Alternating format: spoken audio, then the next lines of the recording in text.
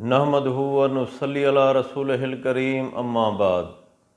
اعوذ باللہ من الشیطان الرجیم، بسم اللہ الرحمن الرحیم۔ السلام علیکم ورحمۃ اللہ وبرکاتہ۔ آج ہم بات کریں گے کہ خواب میں محبوبہ کو دیکھنا کیسا ہے۔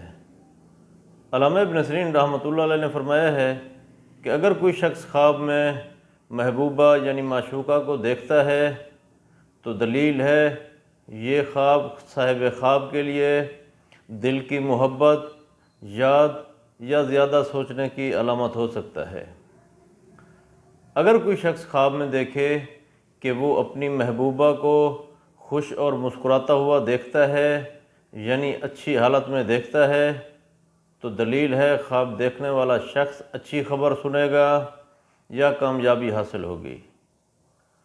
اگر کوئی شخص خواب میں دیکھے کہ وہ اپنی محبوبہ کو پریشان حال دیکھتا ہے، اداس یا ناراض دیکھتا ہے یا خود سے دور جاتے ہوئے دیکھتا ہے تو دلیل ہے خواب دیکھنے والا شخص پریشان حال ہوگا، جدائی کے معاملے میں مشکل پیش آ سکتی ہے۔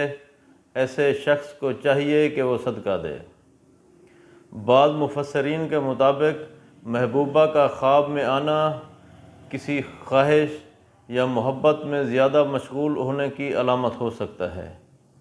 اللہ تبارک و تعالیٰ سے دعا ہے کہ اللہ تبارک و تعالیٰ ہمارے خوابوں کو ہمارے لیے باعث رحمت اور باعث برکت بنائے۔